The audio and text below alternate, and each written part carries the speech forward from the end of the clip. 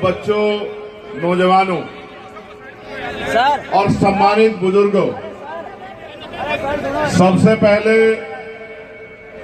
तो मैं समय समय पे भारत की धरती पे जन्मे सभी संतों, गुरुओं, महापुरुषों को नमन करता हूं। उनको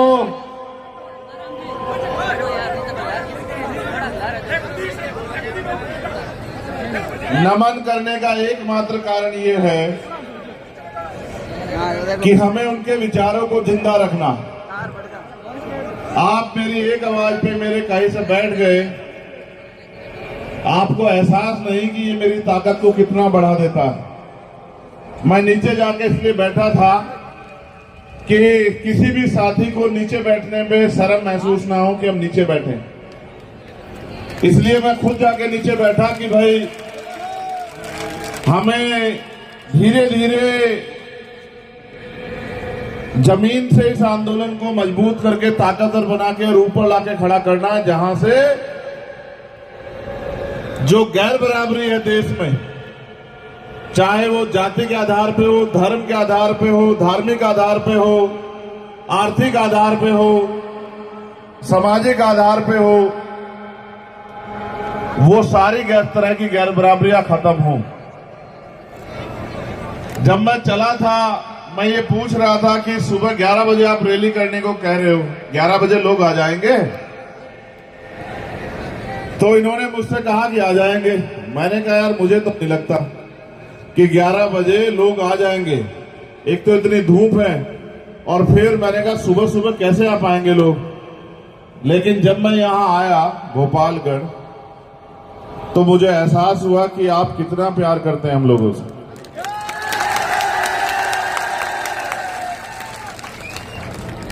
मैं उन साथियों का भी धन्यवाद दूंगा जो मोटरसाइकिल पे अपने अपने साधनों से बहुत दूर से हिम्मत बांध के जो है हमारे साथ चले आ रहे हैं, और जिन साथियों ने ये इतना अच्छा आयोजन कराया, यहाँ की पूरी जिला कमेटी, मंडल और संभाग कमेटी के अपने सभी नेताओं का धन्यवाद करता हूं। बात है अब से 10 साल पहले की।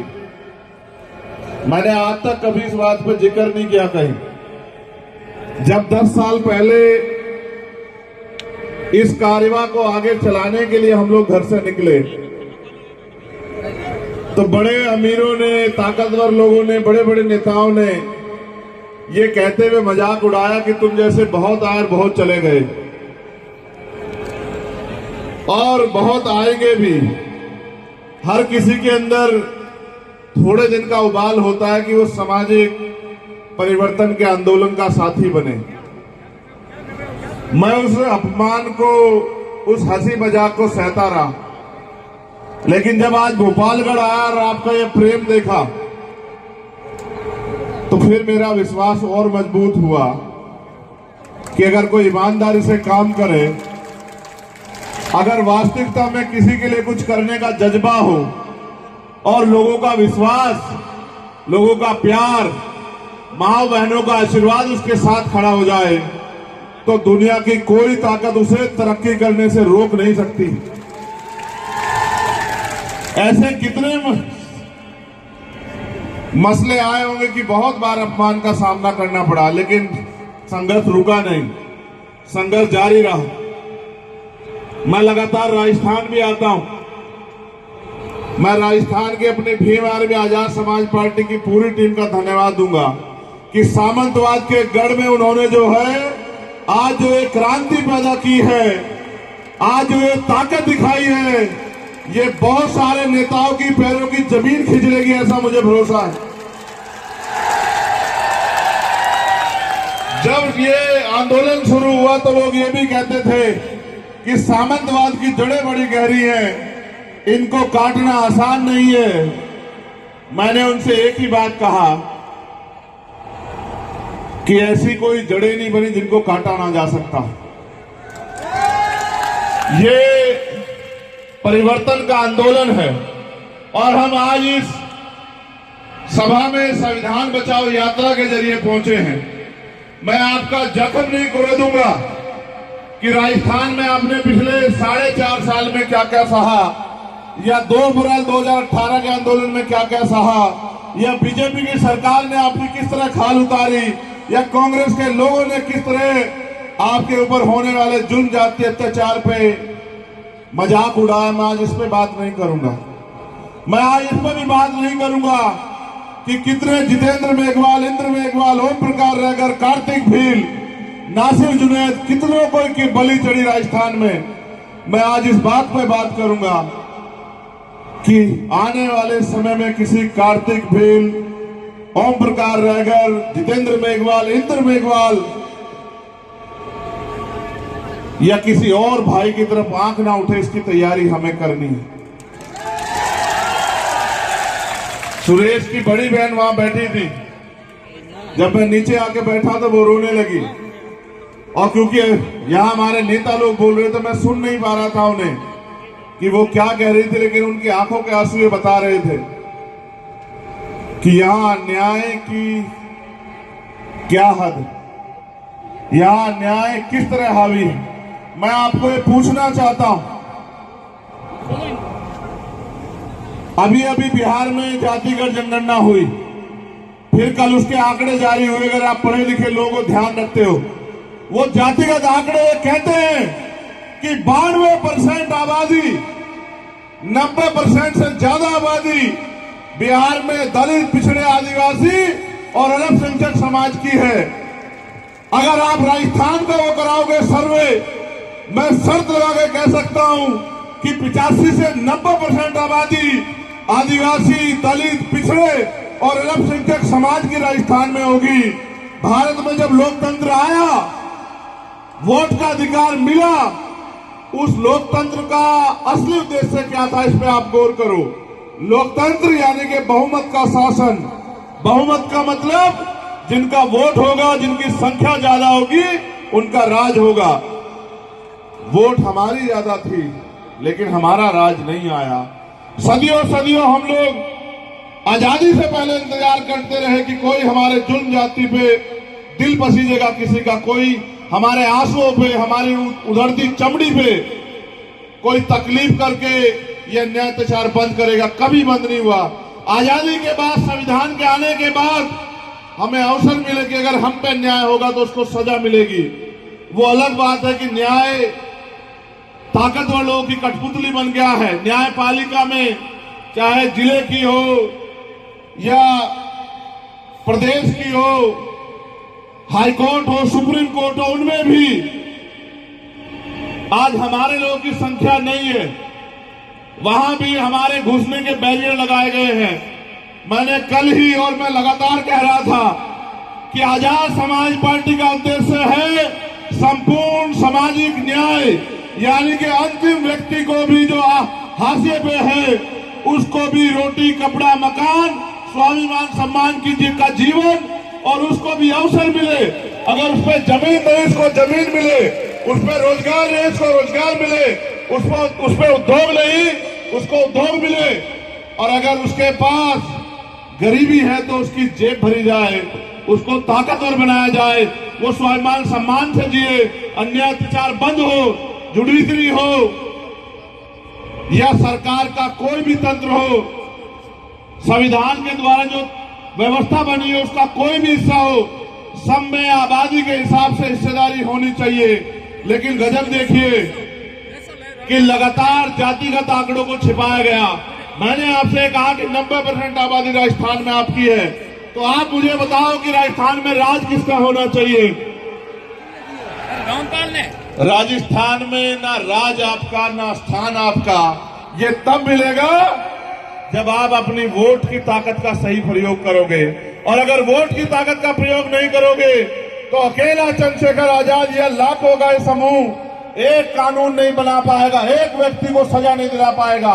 लेकिन अगर आपने अपने आप को ताकतवर बनाने का फैसला ले लिया, अगर आपने तय कर लिया कि अब हम गुलामियों की बेड़ियों में नहीं रहेंगे, अगर आपने तय कर लिया कि हम हर जुल्म को खत्म करेंगे जड़ से, एक तरीका यह है कि अन्याय होने के बाद आप सड़कों पे आओ न्याय मांगने, एफआईआर लिखाने, गिरफ्तारी कराने।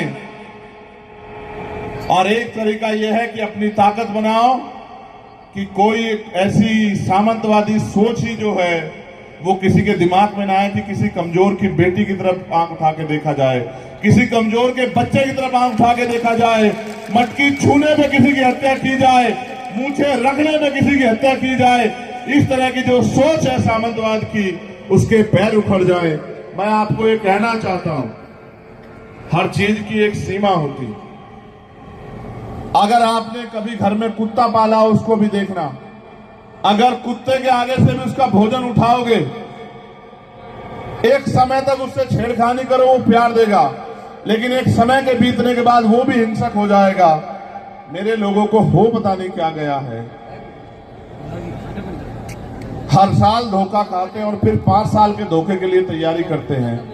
जिन्होंने आज तक आपकी उधड़ी हुई चमड़ी और लुटती हुई इज्जतों में एक बार आंसू नहीं बहाया, एक शब्द नहीं कहा, वो आपको न्याय दे देंगे मेरे लोगों। वो कभी आपको न्याय नहीं देंगे। उनका बस चले तो आज जो भारत के संविधान की वजह से ये कपड़े पहनने को मिले हैं, ये सम्मान का जीवन मिला, इसको भी वो लोग छीन लें, क्योंकि वो कभी चाहते ही नहीं इस देश में बराबरी आए। इस देश में बराबरी लाने का, समानता लाने का एक ही फॉर्मूला है कि जिनका वोट हो उनका राज हो। वोट आपके पास है, आपको फैसला करना है। आपने वोट दो धारी तलवार है, अपने व्यक्ति को दी तो आपका भला होगा, अगर दुश्मन को दी तो दुश्मन का भला होगा, दुश्मन का भला होगा तो आपका भला नहीं हो सकता है।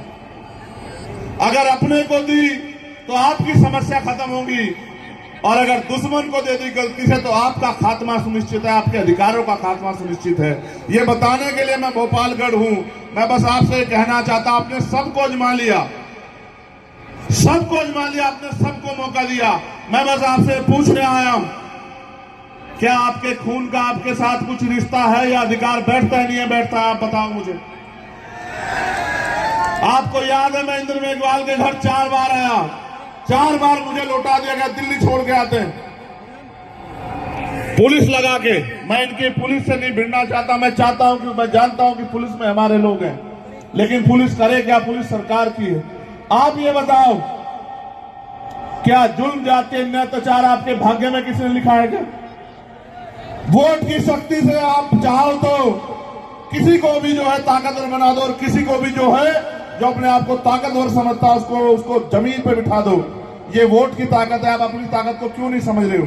वोट का अधिकार बिकने के लिए नहीं मिला है मेरे लोगों।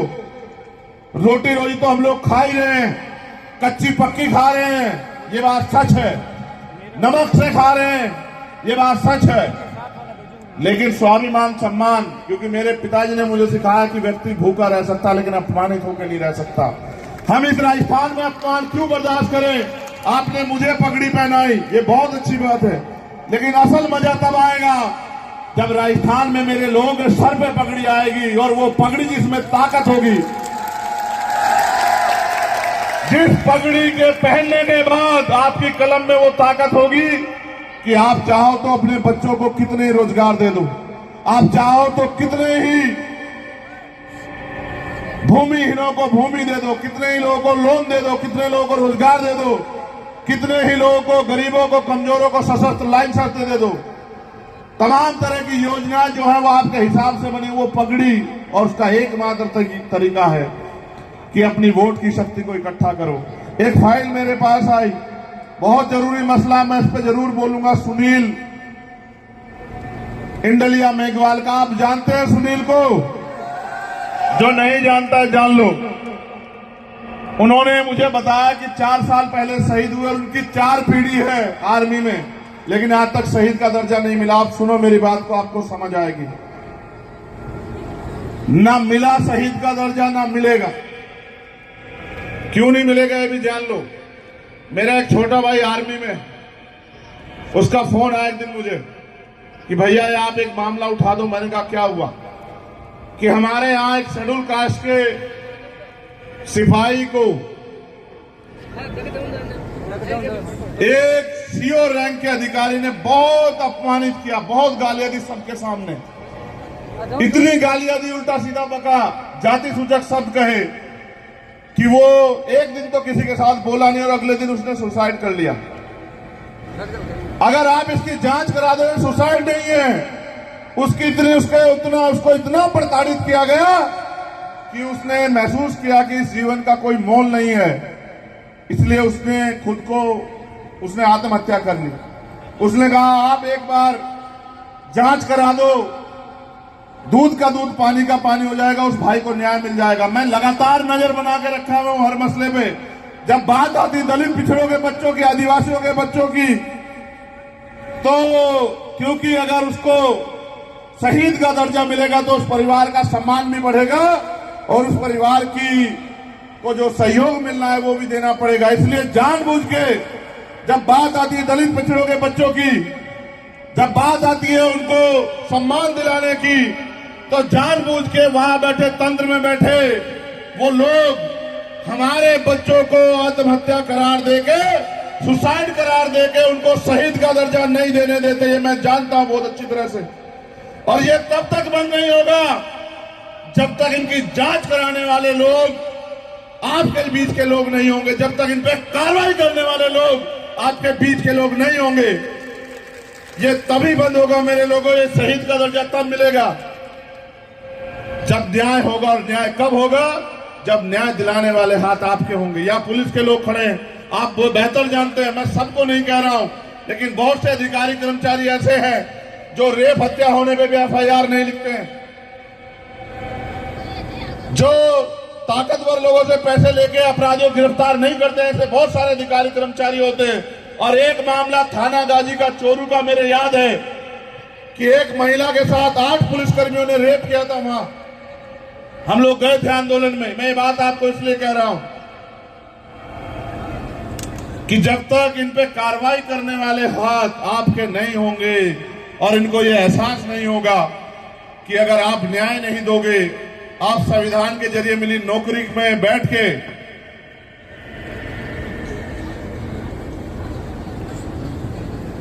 ताकतवर लोगों की चापलूसी करोगे, अपनी नौकरी का सही जो है इस्तेमाल नहीं करोगे कमजोरों की मदद के लिए, तो आप पे कोई कार्रवाई नहीं होगी। जब तक इनको यह एहसास ना हो जाए कार्रवाई हो सकती है, तब तक ये लोग जिम्मेदारी से काम नहीं करेंगे। पुलिस सरकार की होती है, इंटेलिजेंस सरकार की होती है, जिसे चाहे अपराधी बना दो और जिस अपराधी को चाहे छोड़ दो। आप अपनी ताकत बनाओ, शहीद का दर्जा भी मिलेगा, वो सम्मान भी मिलेगा और कोई भाई जो है उसके साथ अन्याय नहीं होगा भविष्य में। इसलिए मैं बात आपको बता रहा हूं। मैं तो जानता हूं, मैंने 50 मामले देखे। एक मामला मेरे यहां सहारनपुर में हुआ, बच्चे को उसको गोली यहां लगी हुई है। मैंने पूछा कैसे, ले कहा कि सुसाइड कर लिया है। तो मैंने कहा कैसे, यहां कैसे सुसाइड कर लिया?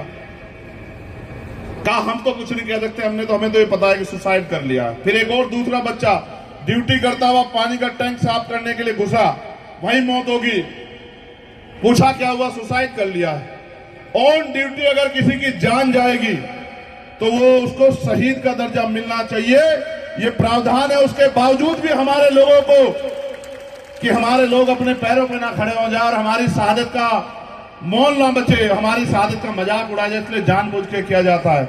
इसको रोकने की एक ही शक्ति आपके पास, मौका आपके पास आ गया। अगर आप चूक गए तो अगले 5 साल अन्य अत्याचार सहना पड़ेगा।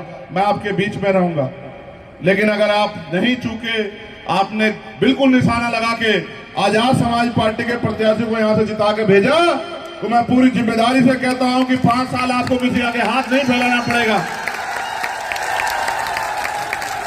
आपकी पार्टी, आपका दल, आपका बल और आपका बल, आपकी समस्याओं का हल आप फैसला करो कि आप किसके साथ हो। और ये जो मेरी माएं बहनें बैठी हैं, तुम्हें ज्यादा प्रचार करना है। हमारी महिलाएं थोड़ी सी कम अभी उस तरह से तैयार हुई हैं। एक तो यहां घूंघट इतना बड़ा है, मैं पूछता हूं ये क्या है? कहा कि परंपरा। तो मैंने कहा ठीक है, ये पुरुषों को क्यों नहीं करवाते घूंघट, उनको भी करा दो। कोई ऐसी परंपरा भी बना दो कि महिलाओं के बराबर हो जाए पुरुष भी।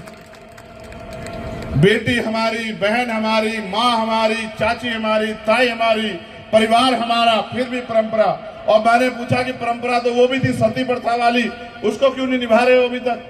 परंपरा तो वो भी थी बाल विवाह वाली, उसको क्यों नहीं निभा रहे हो? और परंपरा तो बहुत थी तुम्हें अपमानित करने के लिए। यहाँ जो सतपाल चौधरी जी बता रहे थे कि ताकतवर लोग रोक लेते थे डोली, परंपरा तो ये भी थी कि आपको मुंह रख के नहीं निकलने दिया जाता था। परंपरा तो ये भी है सामंतवाद के गढ़ में कि बहुत सारी ऐसी जगह मैं गया था पाली कि जूते पहन के नहीं निकलने देते। आज भी उन परंपराओं का क्यों नहीं पालन करते आप लोग? परंपराएं महिलाओं के नाम पे ही क्यों? ये आपको समझना चाहिए। परंपराएं महिलाओं को रोकने के लिए हैं और हम बाबा साहब अम्बेडकर को मानने वाले लोग हैं। बाबा साहब ने कहा मैं किसी भी समाज, किसी भी देश की तरक्की उस समाज, उस देश में रहने वाली महिलाओं से मापता हूं। आप ये सोचो, जिस महिला को इस तरह आपने जो है अभी खुल के जीने ही नहीं दिया, फिर वो कैसे जो है उसकी तरक्की होगी। और अभी आया वुमेन रिजर्वेशन, आपने देखा क्या? महिलाओं के लिए 33% आरक्षण महिलाओं के लिए नहीं है, बिल्कुल महिलाओं के लिए नहीं है। महिलाओं के लिए तब होगा जब उसमें SC, ST, OBC और माइनॉरिटी की महिलाओं को आरक्षण मिलेगा उस 33% में, तब होगा महिलाओं के लिए।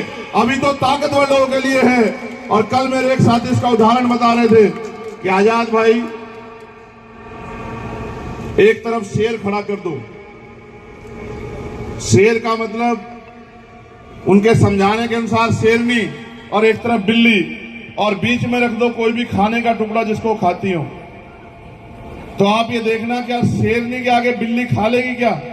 आप बताओ, क्या शेरनी बिल्ली को खाने देगी क्या? और अगर ज्यादा बिल्ली ने जिदबाजी की तो शेरनी बिल्ली को भी खा जाएगी। समझ रहे हो? ये महिला रिजर्वेशन नहीं है। इस ये यात्रा खत्म कर लूं, जातिगत जनगणना पे और दलित पिछड़े वर्ग की महिलाओं को, आदिवासी महिलाओं को भी संविधान में जाने का अधिकार मिले, इसके लिए एक बड़ा आरक्षण आंदोलन करके और सरकार की जो है नाक में नकेल कसने का काम हम लोग करेंगे। आप लोग याद रखना, जब हमारे बीच में ये पल्लू करके बैठे हमारी माँ बहनें जाएंगी और अपने हकों के लिए संविधान में, संसद में जाके बोलेंगी, तब आएगा संविधान में महिला आरक्षण का सही फायदा तब मिलेगा। और अगर ये नहीं जा सकती तो ऐसा कोई भी जो है अधिकार हमें मंजूर नहीं, ऐसा कोई भी कानून हमें मंजूर नहीं। मैं आपसे आग्रह करूंगा, क्योंकि समय कम है और मुझे पीछे से बताया गया कि भीमनाल में ग्राउंड भर गया है, 5 घंटे का सफर है। एक संविधान बचाओ मार्च हम लोग करेंगे। बहुत अनुशासन में आना। आज की संख्या आपकी इतनी है कि जहां से पानी नहीं निकलता हो जिस धरती से, वो भी इससे भी पानी निकल जाएगा, याद रखना। बहुत अनुशासन में वो वॉलंटियर साथियों से कहूंगा कि वो व्यवस्था बनाए। और ये 500-700 मीटर का मार्च है, अनुशासन में चलना। बस आखिरी बात बताओ, आपका चुनाव निशान क्या है? पहले ये बताओ, जोर से बताओ, क्या है चुनाव निशान? चलो मैं एक बार बताता हूं, आपको याद रहे कि सारी पार्टी देख ली, सारी पार्टी देख ली, सारी पार्टी देख ली। आपका चुनाव निशान है केतली। इधर आप केतली में एक एक वोट डाल के उसको मजबूत करोगे तो केतली की ताकत से जो निकल के आएगा वो आपकी सारी समस्या हल करने के लिए लड़ेगा। बहुत बहुत धन्यवाद। जय राजस्थान, भोपालगढ़ की जय हो। आराम से गिरो मत, गिरो मत। इधर देखो, इधर